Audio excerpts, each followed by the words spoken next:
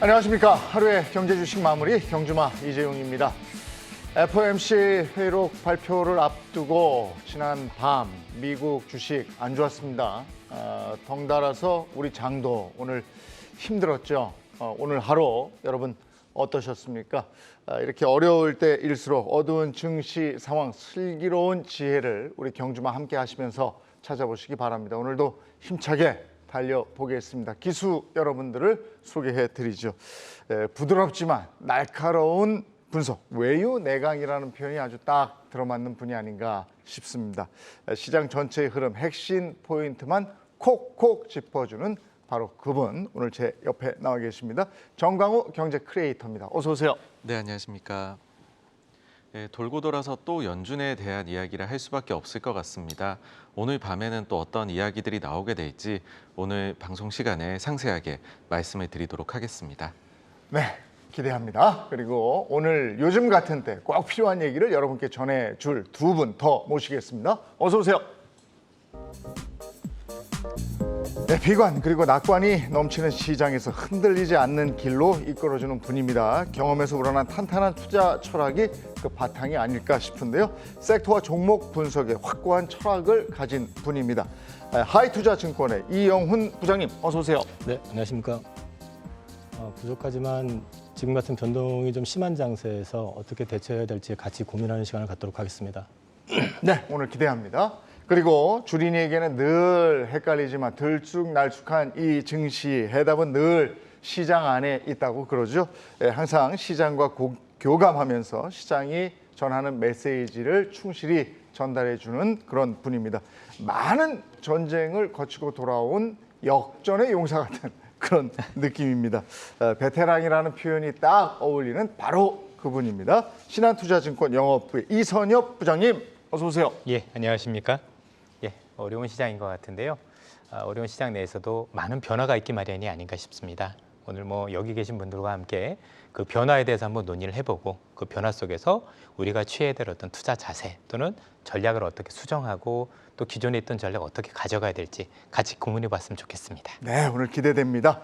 이 세 분의 기수와 함께 오늘 달려보도록 하겠습니다. 먼저 데일리 이슈부터 가죠. 오늘도 세 가지 이슈를 꼽아놨는데 먼저 첫 번째 신재생 에너지에 대한 얘기부터 하겠습니다.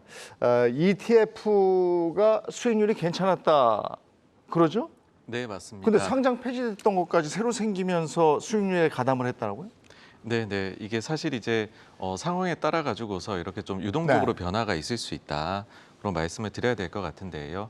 대표적으로 지금 친환경 쪽으로 해서 미국에 상장되어 있는 글로벌 클린 에너지 ETF의 경우에는 사실 가장 높았던 시기가 바이든 대통령의 이제 임기가 확정되었던 그 시기였습니다. 네. 당선이 그때부터 반토막이 났었고요.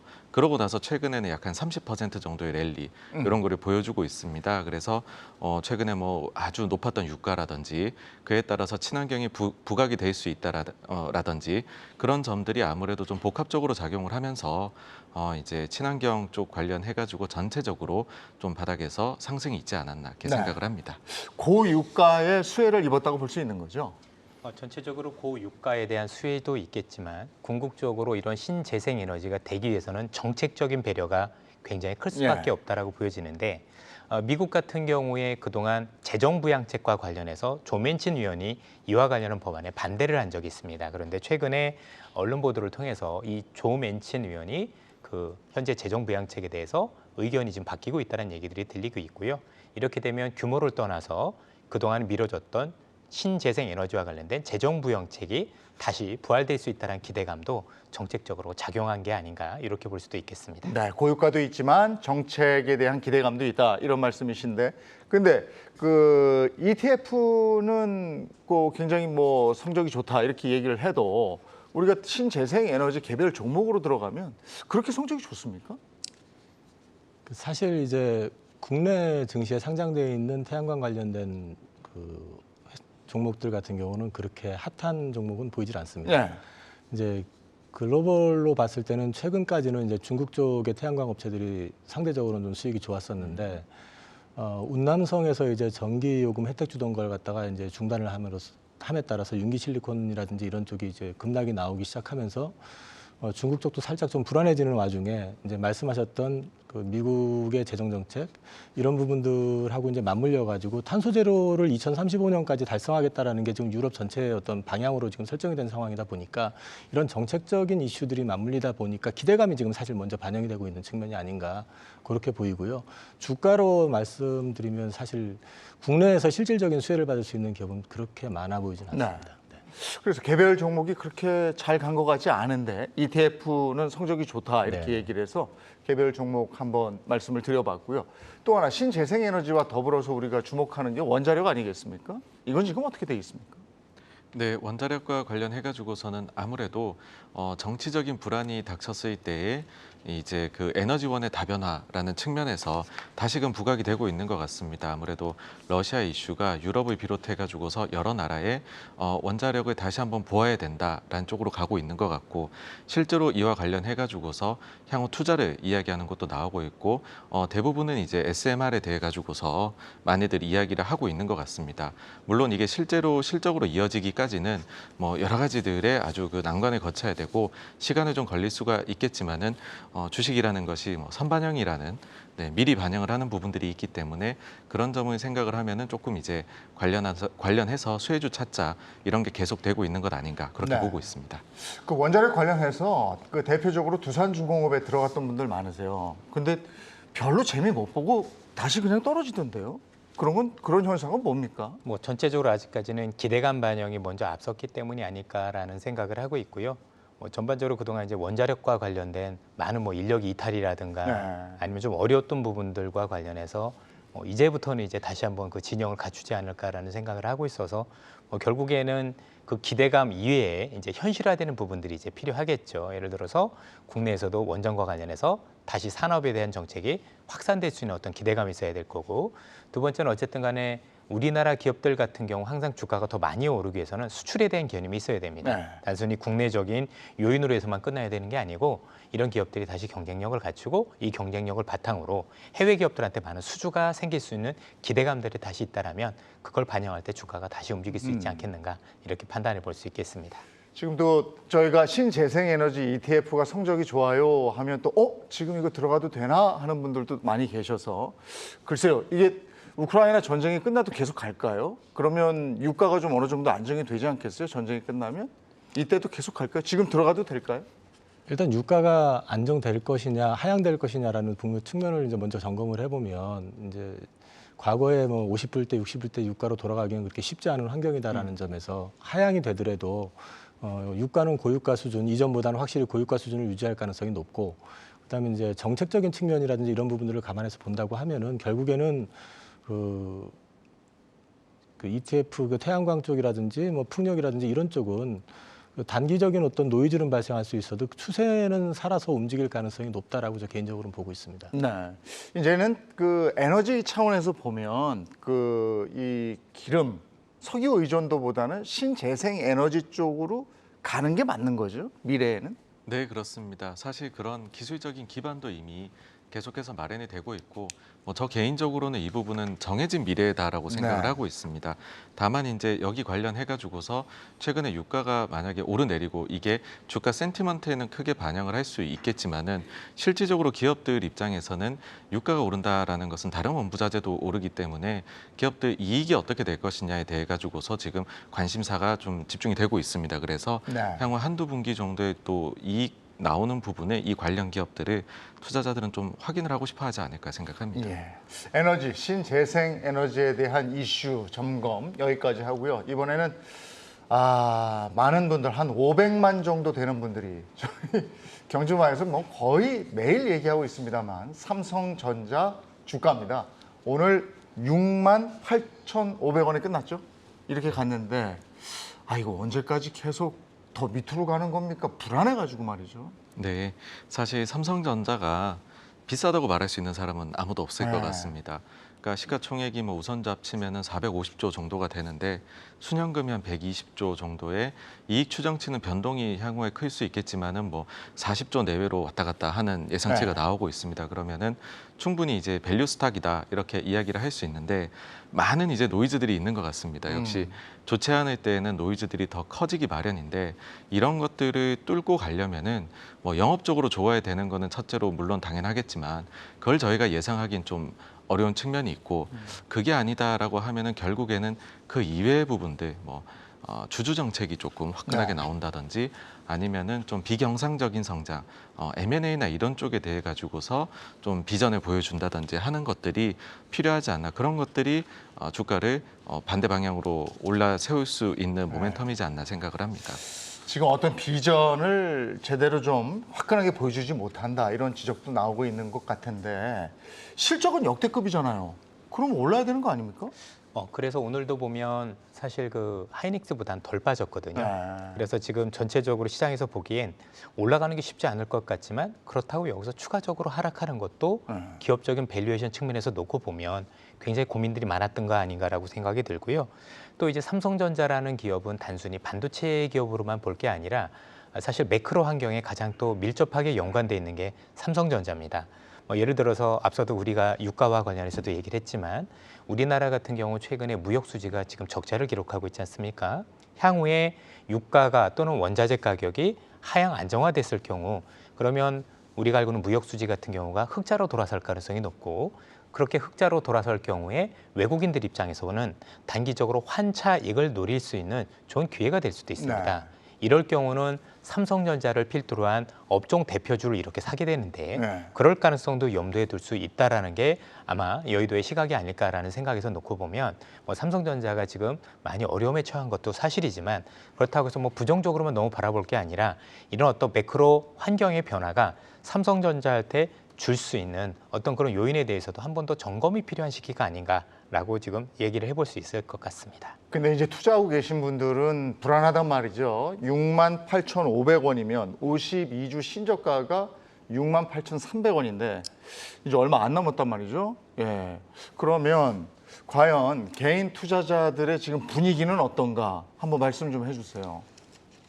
개인 투자자들 같은 경우는 삼성전자 일단 사시면 웬간해선 파시려고들 안 하세요. 이거는 연금처럼 가져가라. 하도 네, 그 네. 얘기를 많이 들어가지고요. 이제 그렇게는 보통의 경우에 이제 저도 지난번 출연 때 제가 물량을 좀 줄였다고 말씀을 예, 예. 드렸었잖아요. 제가 그 코로나 팬데믹 이후에 편입하고 난 다음에 한 번도 팔질 않았었는데 그때 이제 방송 출연하기 직전에 물량을 좀 줄였었거든요. 근데 이제 그게 저는 삼성전자에 대해서 말씀하셨던 것처럼 실적에 대한 노이즈는 그렇게 크지는 않다고 봅니다. 네.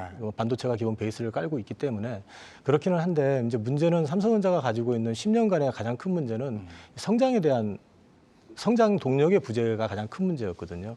근데 이제 이재용 부회장이 작년부터 이제 계속 강조했었던 게 사실 시스템 반도체 쪽을 키워가지고 새로운 성장 동력을 삼겠다라고 했는데 그 부분에서 일단 노이즈가 발생이 됐다는 점에서 성장에 대한 퀘스천 과연 성장할 수 있을 것이냐 관리의 삼성이라고 하는데 이게 지금 관리된 모습이냐에 대한 이제 그런 문제가 좀 발생이 됐고 이제 말씀하셨던 120조의 현금이 있는데 문제는 그 현금을 가지고 제대로 된 기업 또는 아주 이제 삼성의 어떤 성장의 동력이 될 만한 기업을 찾기가 생각처럼 쉽지는 않습니다.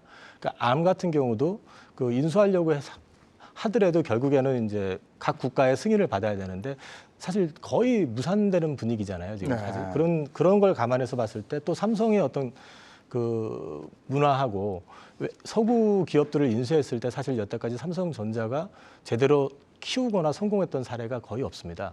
그게 이제 기업 문화에 좀 차이도 좀 있는 것 같고 이런 부분들 때문에 지금 사실 삼성에 대해서는 근본적으로 성장이 지금 상태에서 더 많이 빠질 거다라는 부분에 대한 그 걱정보다는 과연 여기서 더 성장할 수 있겠어라는 부분에 대한 의구심이 지금 많이 작용을 한 상태거든요. 근데 이제 시장 분위기, 투자자들 분위기 같은 경우는 그래도 삼성이니까 난 안 팔아라고 하시는 분들이 태반이신데 지금은 좀 장기 투자 하신다면은 모르겠지만 그게 아니시라면은 한 번 정도는 시장하고가 좀 맞물려 가지고 고민해 보실 필요도 좀 있지 않을까 싶습니다. 지금 살짝 이제 조심스럽게 말씀을 하고 계신데요. 그 저간의 의미를 제가 조금 알겠는데, 근데 52주 신저가 68,300원까지 가면 그 밑으로 간다면 어디까지 뚫릴 것으로 예상해 볼 수 있을까요? 사실 이제 주가가 오를 때는 많이 더 오르고 네. 내릴 때는 또 예상보다 내리는 부분이 있어서 그런 부분을 저희가 확실히 말씀드리기는 어려울 것 같습니다. 근데 아마도 시장하고 거의 비슷하게 움직이지 않을까, 네. 현실적으로는. 그러니까 지금 이 상황에서는 현실적으로 그 투자자들의 센티먼트가 많이 좀 약화되어 있는 상황이기 때문에 시장, 특히나 비중이 높은 삼성전자 이런 대형주들의 경우에는 거의 좀 그에 준하게 약할 때는 좀 움직인다. 그 점을 참고하시면 좋을 것 같다고 말씀드리고 싶습니다. 근데 이럴 때는 사실 이제 개인 투자자들의 경우에는 삼성전자 같은 종목은 아까도 제가 잠깐 말씀드렸습니다만은 연금처럼 가져가기 때문에 평균 매수가를 낮추는 방법을 쓴다고요. 저도 지금 그러고 있습니다. 근데 이게 옳은 방법이냐 어떻게 생각하십니까? 두 분은 한 말씀씩만 해주시죠. 저 같은 경우는 이게 지난번에 이제 비중을 줄인 이유 자체가 시장이 지금 뭐 환율도 그렇고 그다음에 이제 우리나라의 어떤 수출 환경, 어떤 경제 환경을 놓고 봤을 때 그 지금 경기 확장기는 아니잖아요. 그리고 이제 그 유동성을 좀 이제 흡수하고 회수하는 단계이기도 하고 이 와중에 원자재가 지금 단계 급등을 했고 이걸 지금 사실 가격에 전가시킬 만한 그 파워를 갖고 있는 기업이 사실 우리나라에 많지 않은 상황이기 때문에 경제 환경으로 놓고 보면은 사실 우리나라의 지금 고한 그 원화 약세 구조의 원자재 가격 높은 상황에서는 여건 자체가 그렇게 좋은 여건은 아닙니다. 네. 이런 측면에서는 사실 당분간은 삼성전자를 위시해서 대형주가 크게 움직이기에는 쉽지 않은 장이기 때문에 저는 사실 지난번에도 말씀을 드렸지만은 3월, 4월 요 기간 동안은 큰 주식보다는 좀 개별 종목성 중소형주 내지는 개별 종목 쪽에서 계속 수익을 좀 향유하는 게 맞을 것 같고 삼성전자가 다시 갈 수 있느냐 하는 부분들은 아까 우리 센터장님 말씀하셨던 것처럼 그런 변수들도 좀 고려를 해볼 필요가 있는데 그거는 좀 아직 시기적으로 저는 좀 일러 보이기 때문에 삼성전자에 대해서는 매수를 추가하시는 것보다는 지난번에도 제가 그 말씀을 드렸었습니다. 삼성전자는 확인하고 들어가셔도 늦지 않다. 네. 그래서 너무 물타기 하시는 것보다는 네. 그걸 저는 개인적으로 물타기가 아니라 그건 돈을 잠가놓는 거라고 생각하거든요. 그러니까 시장에 맞춰가지고 지금은 좀 대응하시다가 또 환경적인 여건이 좀 편안해지면 우리나라 경제에 편안해지는 여건이 됐을 때 그때 사셔도 늦지 않을 것 같다고 생각합니다. 가지고 있는 돈을 여기다 묵히지 마라. 이렇게 들으면 되겠네. 보통 지난번에 예전에 지금 이제 좀 시간이 지났는데요. 한 4년, 5년 전 얘기인데 그 고액 자산가 분께서 한국전력을 사면 좀 어떻겠냐고 저한테 네. 물어보셨거든요. 그래서 제가 그분한테 드렸던 말씀이 그 당시 가격이 24,000원대였거든요. 제가 판단할 때 지금 현 정부 바뀌기 전이니까요. 그 정책으로 봤을 때 한전이 수혜를 볼 가능성은 거의 없다. 그러면 이거 놓고 나셔서 손해 보신다는 얘기는 아닌데 돈을 그냥 잠가 놓는 상황이 될 가능성이 높기 때문에 그 시장이 아주 편안한 구간에서 대형주 주식이 움직일 수 있는 상황이라고 그러면은 그런 때는 종목을 골라서 가시는 게 좋지만 그게 아니라 그러면 시장에 맞춰서 대응하시는 게 조금 더 수익률 면에서 유리할 수 있다라는 걸 말씀드렸습니다. 장기 투자라고 해서 돈을 잠궈 놓는 거는 뭐 옳은 방향은 아니다. 이렇게 말씀하시는데 부장님 생각은 어떻습니까? 전체적으로 그런 의견에 많이 동의를 하는 게 말은 이제 장기 투자를 하라고들 말씀하시는데 요즘 세상의 변화가 워낙 빠르기 때문에 경제 사이클 변화도 굉장히 짧습니다. 네. 굉장히 변동도 크고 그래서 실제 큰 돈을 벌기 위해서 또는 수익을 내기 위해서 뭐 어떤 한두 종목에 이렇게 집중적으로 투자를 해서 길게 보는 거에 대해서 옳으냐에 대한 고민이 있고 특히 뭐 잘 아시지만 반도체 같은 경우는 굉장히 사이클이 훨씬 더 짧아졌어요. 네. 우리가 생각하는 것보다 예전에 지난해도 빅사이클 얘기하다 전부 다 빅사이클이 아닌 걸로 나왔고 또 너무 과도하게 우려했더니 실제 또 그 정도도 아니었고 나오는 국내외 보고서들도 사실 뭐 시장을 알기 어려울 정도로 굉장히 어려운 부분이 아닌가라는 생각이 듭니다. 다만 이제 삼성전자 측면에서 생각을 해보면 앞서도 말씀드렸던 매크로 측면에서 우리가 삼성전자를 바라볼 편이 하나도 있고 두 번째는 어쨌든 간에 삼성전자로 인해 놓여있는 환경이 삼성전자한테 불리한 환경은 아닙니다. 아시다시피 어쨌든 글로벌 시장에서 비메모리라는 시장이 커지고 있는 것도 확실하고 최근에 있었던 이 공급 측면의 요 문제 때문에 글로벌 업체들 같은 경우도 공급 측면을 다변화하기 위해서 TSMC 이외에 삼성전자를 고려하고 있는 것도 사실인데 이제 관건은 거기에 맞춰서 삼성전자가 품질을 맞춰줄 수 있겠느냐에 대한 삼성전자 역할이 좀 필요한 것 같아요. 네. 아무튼 삼성전자를 둘러싼 여건이 나쁜 것 같지는 않다. 하지만 이 기회를 잡을 수 있는 삼성전자가 과연 이런 것을 보여줄 수 있을 것이냐에 대한 부분이 굉장히 크다라고 보여지는데 장기 투자를 안 하려면 주변 여건이 나빠야 되거든요. 네. 그런데 그 여건이 불리하지 않다는 걸 놓고 보면 현 시점에서 너무 부정적으로 보기보다는 네. 전자가 여지까지는 약간 시장에서는 다소 안타까움이 있지만 이 안타까움을 뒤로 하고 뭔가 경쟁력을 갖출 수 있는 걸 보여줄 수 있는지 하나하나 체크해 가면서 투자를 하시는 것도 전 좋지 않을까 싶습니다. 알겠습니다. 삼성전자 임직원 여러분 분발 좀 해주시고요. 기다리고 있습니다. 그죠? 자, 이번에는 삼성전자 얘기 이쯤 하고 이번에는 그동안은 우리가 그 연준 파월의 입에 주목했었는데 이번에는 또 브레이너드 부의장의 입에 주목해야 되겠어요.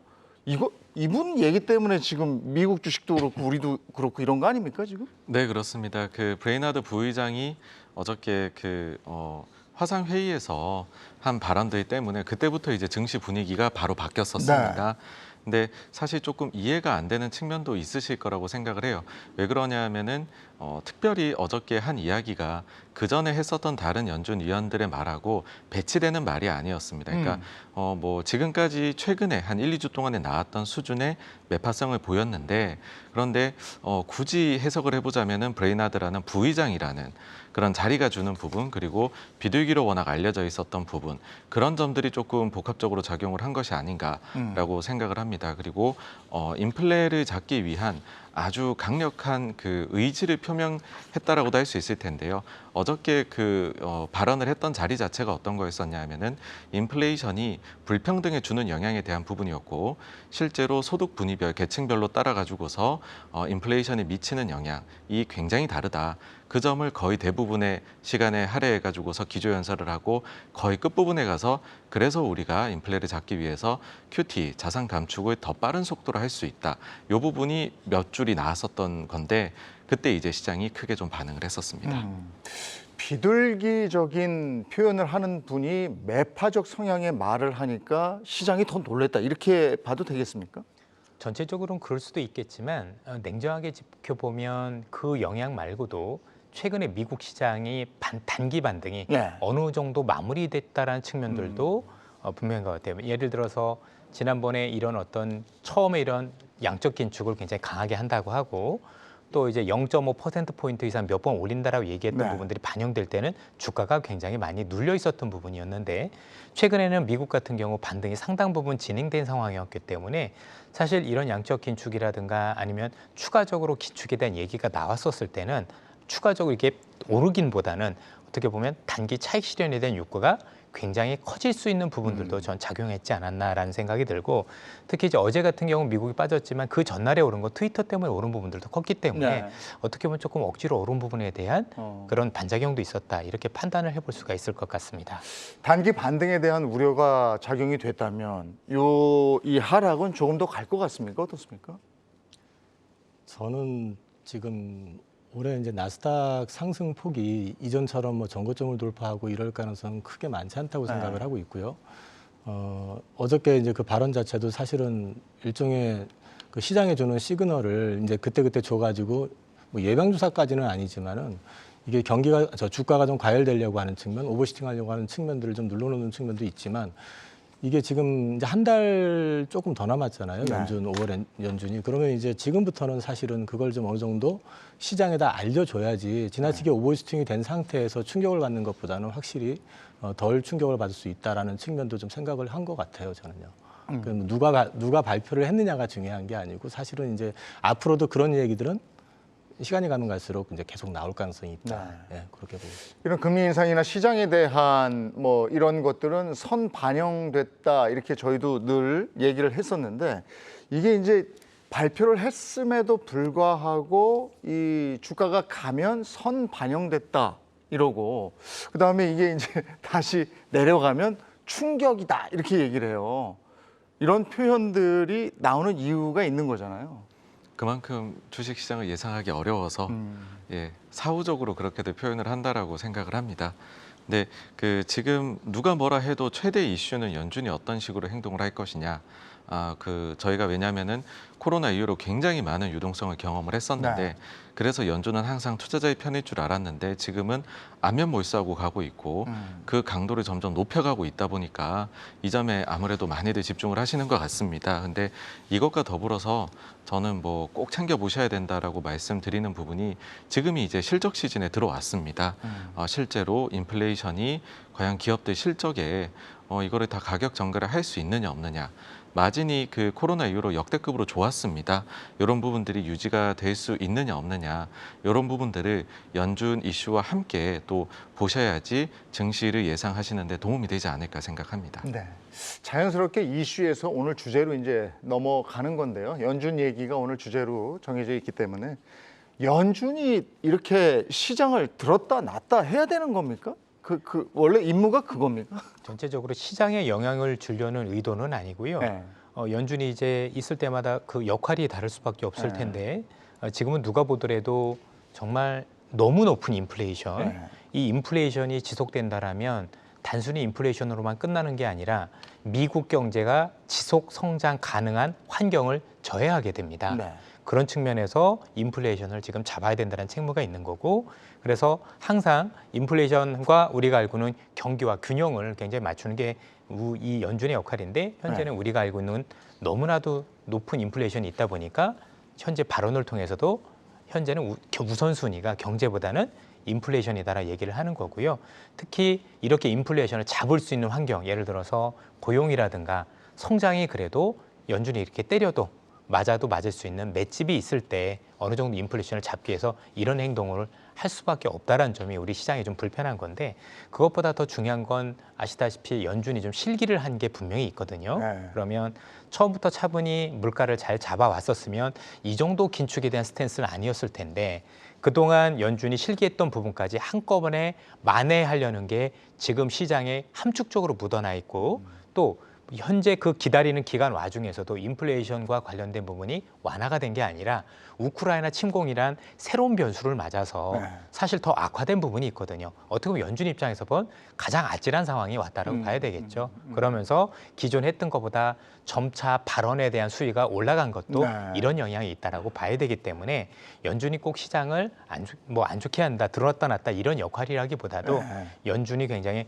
어려운 환경에서 인플레이션을 잡기 위한 굉장히 노력하는 부분들이 아무래도 우리 입장에서는 유동성을 빨아들이는 부분이고, 또 현재 하고 있는 이 긴축의 속도가 경기 회복을 훼손하는 수준까지 오다 보니 거기에 영향을 많이 받는 시장이 흔들릴 수밖에 없는 거 아닌가, 이렇게 판단해 볼 수가 있겠습니다. 연준이 일부러 이럴 일은 없겠지만 그때 상황에 따라서 아까 말씀처럼 예방 주사를 놓고 있다, 이렇게 이해하면 될 것 같고요. 근데 이러면 이제 주가도 주가지만은 국채 금리가 바로 반영하지 않습니까? 반영되지 않습니까?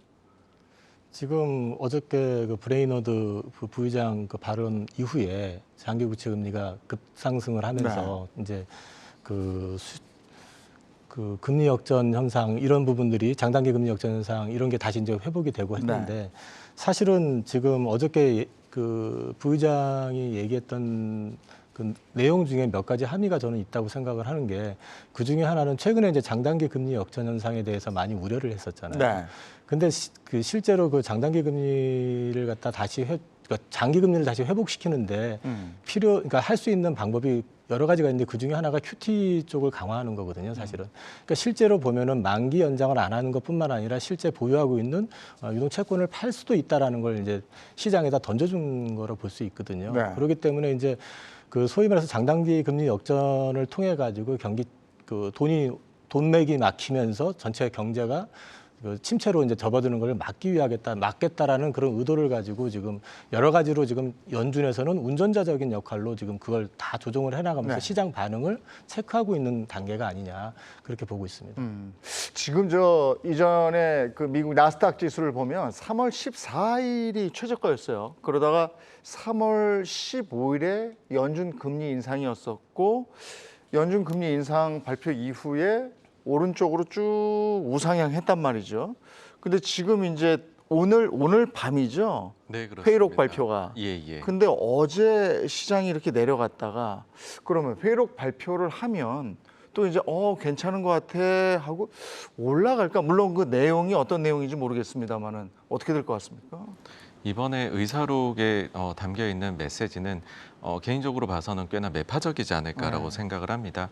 왜 그러냐 하면은 지난 3월 FOMC 자체가 상당히 매파성을 띠고 있었습니다. 근데 그럼에도 불구하고 이미 이것이 선반영이 되어 있다라고 하면서 주식시장이 반등을 하면서 좋았었거든요. 네. 그러자 파월 의장이 그 다음에 며칠 뒤에 협회 연설에 나와가지고서 더 메시지를 강화를 합니다. 그러면서 지금 글로벌 IB들이 예상하는 향후 금리 경로가 굉장히 올라갔습니다. 네. 그리고 실제로 비둘기로 분류되던 인사들까지도 50bp 인상을 거의 기정사실화하는 다음 회의에서요 발언들을 하고 있습니다. 저희 일반적으로 그 회의록 자체가 향후에 이게 3주 뒤에 공개가 되는 것이기 때문에 그 사이에 약간의 수정이나 마사지가 있는 것이 아니냐라고 의혹들을 보내왔었었고 실제로 지금 주식시장이 그때 이후로 좀 반등을 했기 때문에 연준에서 어떤 특정한 시그널을 주려고 한다라고 하면 저는 줄 것이다라고 생각을 하는데요. 네. 그렇다라고 하면은 조금은 매파적인 내용들을 담고 있지 않을까라고 생각을 합니다. 그리고 실제로 증시는 제 생각에는 이제 좀 많이 연초이후 내렸다가 FOMC 이후에는 반등을 했다가 지금은 또 조금은 조정 국면 네. 그런 거를 고려를 하면은 이게 이렇게 좋게 작용할 것 같다는 생각은 들지가 않습니다. 네. 좋게 반응할 것 같지는 않다 이번에는. 네네. 근데 우리가 증시에서 일희일비 하지 마라 이런 얘기를 합니다만은 요즘에는 일희일비를 안 할 수가 없는 게 그 미국 증시도 보면요. 어제 지난번 장만 해도 전기차하고 기술주가 반등을 했다가 오늘은 또 푹 꺼졌단 말이죠. 지난 밤에는 이제 오늘 다가오는 이런 밤에는 또 어떻게 될지는 모르겠고 그러니까 일희일비 안 할 수가 없잖아요. 이럴 때 마음가짐 어떻게 해야 됩니까? 사실 현재 시장을 놓고 볼 때 전체적으로 이제 글로벌 시장이나 우리 시장이나 대부분 투자자분들께서 박스권이라는 건 인식을 하실 네. 거예요. 그럼 이런 박스권에서 가장 좋은 대응이라고 보면 제일 먼저 봐야 되는 게 이 박스권을 아래든 위든 돌파할 수 있는 변수가 무엇이냐 먼저 따져놔야 되겠죠. 근데 현재는 그게 아직은 보이지 않고 또 찾기도 쉽진 않습니다. 그렇다면 박스권 상단으로 올라가면 사실은 어떤 뉴스가 나와도 조심을 해봐야 될 텐데 국내 지수는 별로 오르지 않았지만 미국 지수 기준으로 보면 생각보다 박스권 상단으로 많이 올라와 있는 네. 상황입니다.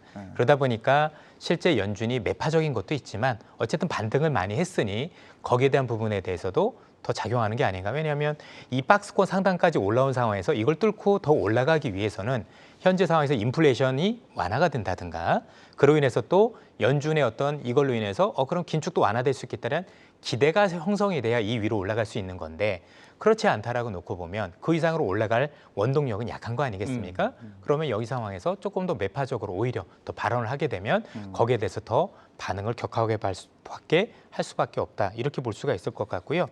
또 하나 말씀드리고 싶은 부분들은 연준의 얘기를 지금 고지고대로 믿어야 되느냐에 대해서는 고민도 굉장히 많아요. 무슨 얘기냐면 생각보다 지금 연준이 하는 말과 행동이 굉장히 다르다는 점은 많은 투자자분들께서 알고 계실 건데 예컨대 이미 우리가 알고 있는 연준이 긴축을 강화하겠다라는 것은 올 1월부터 얘기를 계속했었지만 실제로 연준이 현재 돈 찍는 거 본인 QE라고 하는 걸 3월에 중단을 했거든요. 네. 만약에 그렇다면 연준이 1월에 긴축을 그렇게 강하게 예고를 했다라면 사실은 정확히는 지난해 12월 14일부터 예고를 했었던 거죠. 그러면 서둘러서 돈을 찍는 금리 인상까지는 아니더라도 돈을 찍어내는 건 서둘러서 중단해도 아무런 이견이 없었을 텐데 근데도 불구하고 3월까지 그냥 놔뒀다라는 것도 조금 이상하고 그만큼 시장의 눈치를 많이 보고 있다라고 볼 수가 있을 것 같고요. 이번에도 그런 게 그러니까 0.5%포인트죠. 빅스텝이라고 부르는 걸 여러 차례 할 정도로 안 좋으면 굳이 3월에도 0.25%포인트로 하는 게 맞는지 지금 그렇다고 우크라이나 침공과 관련해서 이게 완화된 것도 없는데 그럼 실제 말은 계속적으로 우리가 알고는 굉장히 긴축적으로 얘기를 하지만 실제 행동은 말과 행동이 좀 다른 모습들을 많이 보이고 있는 거죠. 그만큼 시장에 대해서 많은 조심스러운 부분이 있지 않을까라는 판단을 하고 있는 거고 결국 이 선상에서 뭐가 있냐면 앞서도 말씀드렸지만 연준이 지금 긴축을 할 수 있는 기회를 한번 놓쳤죠. 뒷북을 치다 보니 지금 가장 강하게 말하고 있는 거 아닌가. 즉 연준의 긴 시계를 볼 때 분명히 이 자체가 매파적일 것은 확실한데 그 매파적인 강도 중에서도 지금이 가장 강할 가능성이 높다. 왜냐하면 지금은 수요 측면에서 물가도 올라오고 공급 측면에서 물가도 올라오고 전쟁과 관련 이슈도 종합적으로 있지만 어쨌든 투자자들은 이 모든 걸 합쳐서 물가라는 한 변수로 보고 있거든요. 근데 뭐 시간이 지날수록 공급 측면의 변화 또는 전쟁이 언제까지 갈 수는 알 수 없으나 완화될 부분은 아니겠습니까? 근데 그때까지 기다릴 수 있는 건 아니기 때문에 그걸 모두 합쳐서 물가란 이름으로 이렇게 강하게 얘기를 하지만 그래야 기대 인플레이션이 꺾일 거니까 그 기대 인플레이션이 어느 정도 제어가 된 다음부터는 실제 말과 행동이 조금 같아지는 그래서 더 긴축적이다가 아니라 이 정도 됐으면 또 이 정도 할 수 있어 이렇게 할 가능성도 있는 것 같아요. 그래서 저는 뭐 지금 제일 강하게 얘기하고 있다 이렇게 볼 수가 있는 게 아닌가라고 조심스럽게 좀 말씀을 드려봅니다. 그렇다면 연준의 양적 긴축 일정은 어떻게 봐야 될까요? 그 스텝을. 방금 센터장님 말씀하신 그 부분에 대해서 저도 동감을 하고요. 네. 그 부분을 저도 그렇게 생각을 하고 있습니다. 일단은 물가를 놓고 봤을 때도 원자재 가격은 지금 사실 피크를 찍고 지금 내려오고 있는 상황이고 전쟁이 추가 확전이 된다든지 그런 상황이 아니라면은 현재 직전 고점을 다시 돌파하는 그런 수준이 나오기는 쉽지 않은 상황이 돼 있고요. 그런 맥락에서 본다 그러면은 이제 소비자 물가 지표라든지 이런 부분들은 이미 정점을 3월, 4월 지나면서 지났을 가능성이 있다. 네. 그렇게 보면은 지금 연준이 취할 수 있는 스탠스 가운데서 조금이라도 어떤 정책적인 긴축을 해가지고 룸을 좀 만들어 놓을 필요도 있는 거고, 그 다음에 현 시점에서 그 말씀하신 것처럼 어떤 기대 인플레를 갖다 꺾어놓기 위해서는 좀 세게 나가야 될 부분이 있는데 저는 그게 5월, 6월 2달 정도 그럴 가능성이 있다라고 저는 생각을 하고요. 오히려 이제 하반기로 가면서부터는 저는 그 빅스텝 밟을 가능성이 그렇게 많지 않다. 네. 저는 그렇게 보고 있습니다. 지금. 지금 이제 전쟁에 대한 언급 잠깐 해주셨습니다만은 지금 국제 경제 얘기를 할 때 빠질 수 없는 게 러시아 우크라이나 전쟁 얘기인데 한 5월 9일쯤 그래도 지금 한 달이 남았어요. 지금 전쟁 한 달째 계속되고 있고 한 달이 더 남았다. 장기전으로 뭐 이미 간 건데 5월 그때쯤 되면 어떻게 정리가 된다고 보는가요? 어떻게 되는가요? 사실 이제 이번 주 들어서 그런 이야기가 나오게 됐던 네. 것 같습니다. 이제 지금 스케줄을 좀 맞춰서 사실 지금 수도 쪽에서는 이미 조금 러시아가 발을 빼는 모양이고 동부 쪽에 집중을 하고 있는데 그러면 이게 그러면 원자재 가격이나 주가나 이런 쪽이 어떨까 그게 궁금하실 텐데 사실 미국 기준으로 봤었을 때는 주가는 본격적으로 확전이 되기 전 수준으로 그걸 넘어서 지금 주가가 가 있습니다. 네. 따라서 그 전쟁 때문에 피해를 주식시장이 입었다라고 보기가 어렵고 그리고 원유 시장의 경우에는 제일 중요한 게 원유다 보니까는요. 전쟁이 나기 이전에도 90불을 넘어섰었습니다. 그래서 그 요인 자체는 리오프닝에 따른 뭐 수요 강화라든지 그 다음에 그 감산하는 것을 줄여 나가자라고 했지만은 실제로 증산하는 데에 오펙 플러스 국가들이 어려움을 겪으면서 이거를 만들어내는데 뽑아내는데 또 어려움을 겪었었거든요. 그래서 이 문제들은 사실 지금은 이게 해소되는 부분이 아니기 때문에 이게 내려가더라도 그 전쟁 이전 시점을 기준으로 딱 해서 보신다면은 요 정도가 바닥 정도 수준이고 거기에서 수요가 만약 더 강하다 그러면 더 올라갈 수도 있는 그런 가격 흐름이겠구나 그렇게 보셔야 된다고 봅니다. 예. 물가 측면에서 봤을 때 러시아 우크라이나 전쟁이 끝난다고 해도 바로 유가가 안정될 것이냐 그리고 지금 파종 시기에 농사도 못 짓고 있는 우크라이나의 그 벌판 그렇게 보면 곡물가는 과연 안정이 될 것이냐 이런 것에 대한 우려도 있지 않습니까? 예. 전체적으로 지금 그 전쟁이 끝나는 것만큼 중요한 게 전쟁이 끝나면 경제 제재가 풀릴 것이냐가 더 네. 중요한 거겠죠. 네. 전쟁은 말 그대로 이제 정치적인 건데 이게 끝나고 나서 그 대가로 러시아하고 우크라이나하고 협상을 하고 그 협상 조건으로 유럽이나 나토에 경제 제재가 풀린다라면 그래도 원자재 가격이 조금 더 내려갈 요인이 있겠으나 뭐 러시아하고 전쟁이 끝난다고 하더라도 경제 제재가 풀리지 않는다라면 사실 지금하고 별로 달라질 게 없는 거죠. 다만 더 경제 제재가 확산이 되면서 추가적으로 올라갈 요인을 제거했다라는 거지 이로 인해서 내려갈 요인은 아닌 것 같다라는 측면에서 우선 가장 중요한 게 전쟁이 끝나는 것만큼이나 이로 인해서 경제 제재가 풀릴 게 같이 맞물리는지 확인하시는 게 중요할 것 같고요. 저는 그것 위에 원자재 또는 우리가 알고 있는 원유 시장에 또 다른 변수가 시작이 되고 있다라고 판단을 해요. 오늘로 보면 원유 시장에서 영향을 미치는 게 러시아에서 중국으로 넘어왔다라고 생각을 해요. 자, 우리가 알고 있는 러시아의 우크라이나 침공은 잘 보시면 공급 측면에 변화했어요. 네. 공급 측면에 변화했기 때문에 인플레이션 우려도 높였고 그로 인해서 긴축의 우려도 높였던 아주 안 좋은 상황이었는데 중국 같은 경우는 수요 측면이죠. 중국 경제가 봉쇄로 인해서 생각보다 봉쇄하는 거 보면 길어질 가능성도 있지 않습니까?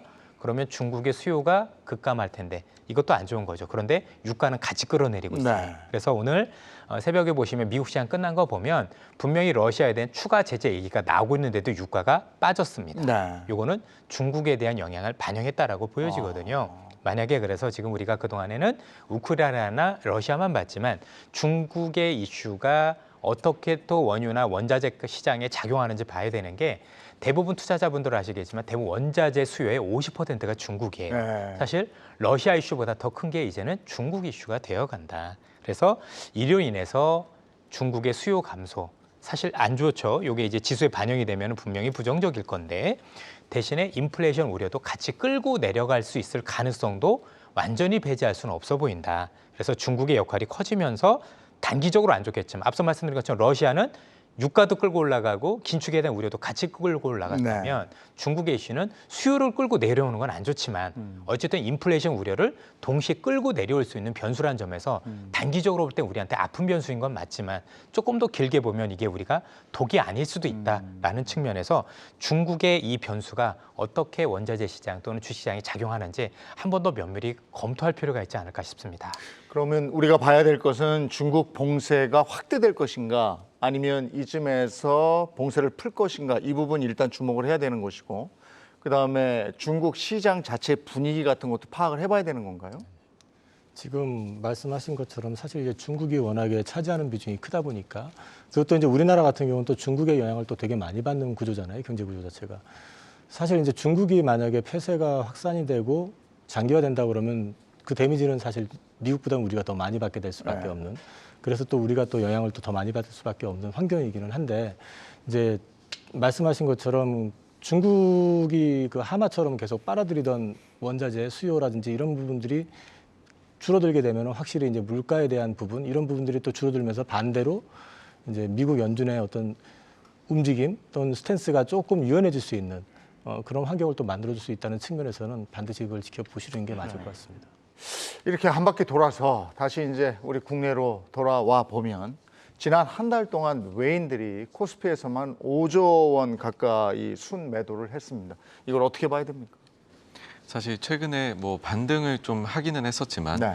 연초 이후 작년 말 이후부터로 보신다라고 하면은 투자 쪽에서 좀 의문들 그래서 조심히 해야 되겠다 이런 좀 신중론들이 많이 퍼져 나갔습니다. 네. 그런 상황에서는 사실 외국인 수급이 국내 시장에 좋게 작용을 했던 적이 잘 없었던 것 같고요. 오히려 본인들 입장에서도 더 자신이 있고 어떻게 보면 글로벌에서 가장 퀄리티 좋은 기업들이 모여 있는 미국 시장으로 오히려 더 몰려가 버리는 현상들이 이렇게 나타나게 되었던 거, 그게 지금 우리 증시에서도 이렇게 수급으로 나타나고 있다라고 생각을 합니다. 그래서 결국에는 지금 뭐 여러 가지들도 있겠지만은 경기가 사실 조금 그 과거에 비해 가지고서 코로나 이후에 비해서는 모멘텀이 꺾여가고 있는데 그런 점들이 조금 다시 성장성이 좀 회복이 되거나 올라가거나 그런 부분들이 보인다라고 하면 국내 증시를 또 외국인 투자자들이 좀 관심을 가지게 되지 않을까 생각합니다. 오늘도 개인들은 샀고 외국하고 기관은 팔고 뭐 이런 장이 됐습니다. 아시아 전체에서 빠지는 겁니까? 우리 장에서만 빠지는 겁니까? 지금 어떻게 되어 있습니까? 전체적으로 국가별로 많이 다릅니다. 네. 같은 이머징 국가 내에서도 지금 흔히 얘기하는 원자재 관련 국가들은 주가 움직임 보시면 굉장히 좋습니다. 북미 쪽에서도 멕시코 주가가 좋고 네. 또 원자재를 다루고는 호주도 주가가 여전히 좋은 상황이고 또 브라질을 비롯해서 이 원자재 관련 국가가 좋다라고 보면 이전처럼 달러가 강세로 가고 미국이 긴축을 한다고 해서 흔히 얘기하는 신흥국가에서 돈이 다 빠지는 건 아닌 것 같고요. 전체적으로 이 원자재 가격 급등에 따른 피해와 수혜주로 나눠서 지금 외국인들이 투자를 하고 있다라고 보시는 게 맞아 보이는데 아무래도 한국 시장 같은 경우는 중국에 대한 의존도도 높고 또 에너지에 대한 수입 비중, 당연히 환율에 대한 부정적 영향을 미칠 수 있는 부분을 감안을 해서 단순히 기업들의 실적이 좋다 안 좋다 외에도 이런 매크로 환경이 우리 시장에 대해서 조금 팔고 나가는 역할을 하지 않았나라고 생각을 하고요.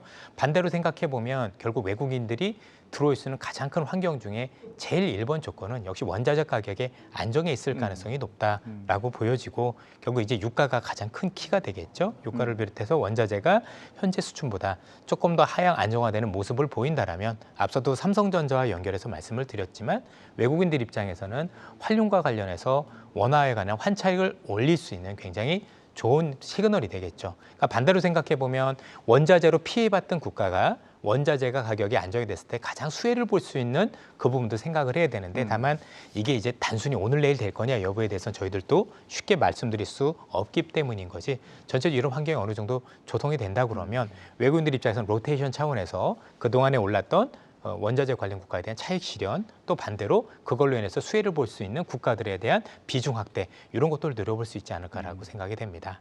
아까도 환율 얘기도 잠깐 해주셨습니다만 집 나간 외국인들이 집으로 돌아오려면 환율 영향도 있겠죠? 당연히 환율이 일단 좀 안정이 돼야 되는데 이제 그 전제 조건들이 이제 방금 말씀하셨던 그 내용들이잖아요. 지금 이제 그런 부분들하고 맞물려서 보시면 될 것 같습니다. 그러면 지금 오늘 환율은 어떻게 됐는지 모르겠는데 요런 측면에서 한번 설명을 좀 해주시겠습니까? 네. 최근에 보시면은 그 환율이 1,200원을 뚫고 올라가서는 거기에서 지금 안착하는 모습입니다. 계속해서 좀 오늘도 올랐네요. 네, 높은 그 모습을 보이고 있고 아무래도 여기에는 뭐 말씀해주신 원자재 가격들의 영향 그리고 또 그 연준에서 과연 좀 속도를 높여가지고서 긴축을 하지 않겠느냐 이런 것들의 영향들이 작용을 하는 것으로 보입니다. 그래서 사실 여기에서 한국이 조금 더 이제 환율이 뭔가 변화의 모습을 보이려고 한다라고 하려면은 일단 저희가 지금 무역 수지가 계속해서 적자가 지금 나오고 있습니다. 네. 근데 그런 부분들을 극복을 하려면은 수입되는 것보다도 수출이 어쩔 수 없이 좀 더 분발을 해가지고서 이거를 제가 볼 때는 메꿔 넣어서 플러스를 만들어야 되지 않을까라고 생각을 합니다. 그래서 그런 좀 펀더멘탈적인 모습을 보이게 되면은 더더욱 좀 환율을 좀 안정화시킬 수 있는 요인이 되지 않을까 생각합니다. 국내 물가 얘기도 좀 해보죠. 그 유류세를 인하하고 또 그 전기세, 가스비 동결하고 이제 물가도 비상이 걸린 거 아니겠습니까? 이런 물가에 대한 우리는 뭘 봐야 되는 겁니까? 현재 물가가 이게 높아진 게 쉽게 낮아질 것 같지는 않습니다. 지금 말씀하셨던 전기세라든가 가스비 이런 것들 같은 경우는 정부의 의지에 따라서 변할 가능성도 있지만 핵심은 이게 아니라 생활 물가거든요. 음식료라든가 여러 가지 서비스 관련 물가는 한 번 오르면 내려오지 않습니다. 저는 이제 생각보다 보시는 것보다 과자를 굉장히 좋아합니다. 오늘도 아침에 이제 세 봉지 뜯고 왔는데요. 이 과자 가격이 내려간 걸 본 적이 없어요. 맞아요. 오르고 내려가지는 않거든요. 그러면 양을 좀 줄여요. 또. 많이 줄였어요. 그래서 지금 굉장히 분노하고 있는데 중요한 건 이런 것 같아요. 결국 이렇게 한 번 올라간 물가는 잘 내려오지. 정부가 통제할 수 있는 물가 빼놓고는 대부분 내려오질 않아요. 맞아요. 그러면 사실 단순히 이런 관련 물가가 올랐다가 중요한 게 아니라 이게 고착화될 가능성이 높기 때문에 이와 관련해서 이 물가만 오른 게 아니라 결국 이와 관련해서 지속적으로 우리 일하시는 분들도 이제 임금을 올려달라고 얘기할 수 없는 부분이 있다라고 본다라면 사실 전체적으로 물가는 연준이 이런 금리 인상에도 불구하고 사실 지속적으로 올려질 가능성이 높다라고 봐야 되는 게 그래야 생활할 거 아니겠습니까? 현 생활 그대로 가면 현재 임금 상승률이 물가 상승률을 못 따라가면 실제 임금은 줄어드는 거기 때문에 거기에 대한 어떤 저항들이 곧 나타나고 그게 다시 물가를 끌어올리는 역할들을 하지 않을까. 그래서 전체적으로 있는 물가가 내려갈 것 같지는 않고 현 수준에서 이제 우리가 임금이 올라오면서 어느 정도 이제는 물가도 오르지 않고 임금도 안 오르는 그 부분이 와야 물가가 안정됐다고 얘기를 하는 거지 이게 실제 우리가 생각하는 것처럼 이전의 물가로 돌아갈 가능성을 얘기하기는 유가나 가스비 정도 빼놓고는 쉽지는 않을 것 같아요. 이게 참 물가가 올라가면 국민 생활이 참 팍팍해지는 건데 이런 인플레이션 우려 속에서 증시만 놓고 따지면 수혜주도 있는 거잖아요. 네, 있습니다. 그런 섹터는 뭐가 있습니까?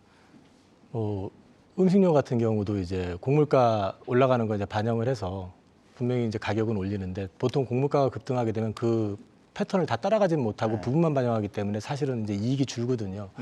그런데 이제 그게 곡물 가격이 고점을 형성하고 꺾이기 시작하면은 그때부터는 아까 말씀하신 것처럼 양을 줄이고 가격은 올린 상태에서 그 곡물 가격이 꺾이기 시작하면은 당연히 이제 수익성은 좋아지는 그런 그림이 나올 거고요.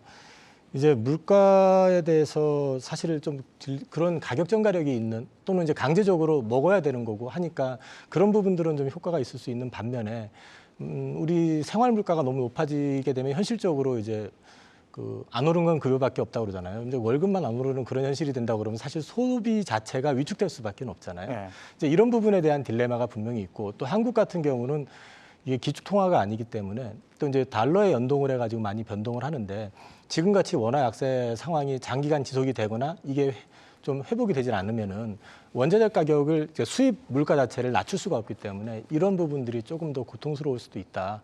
그래서 이제 그런 부분들이 좀 안정이 돼주려면은 사실은 이제 미 연준이나 이런 쪽에 어떤 빅스텝이 끝난 다음에 실제 물가가 잡히는 과정에서 좀 달러가 조금 진정되거나 약세 요인이 좀 발생하는 시점, 그때는 조금 완화될 수 있지 않겠느냐, 이제 그 정도 보고 있습니다. 예.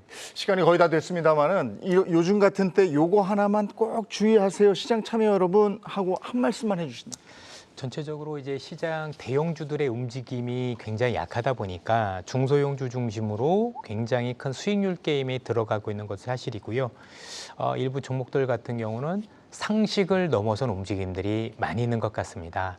누가 보더라도 투자를 할 때는 이 기업의 가치라는 걸 봐야 되고 또 미래 가치를 당겨오는 것까지도 사실 용서는 할 수 있지만 전체적으로 이거는 말도 안 되는데 상식을 벗어난 기업들 같은 경우에 무리한 수익률 게임이 네. 있는 경우들이 많이 포착이 되고 있거든요.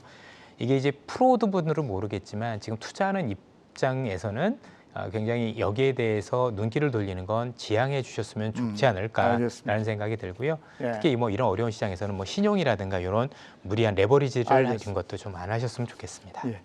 살얼음판을 걷고 있는 듯한 장에 참여하고 있는 개인 투자자 여러분, 경주마 함께 하시면서 성투의 길로 가시기 바랍니다. 오늘 여기까지 하고요. 내일 다시 찾아오겠습니다. 고맙습니다.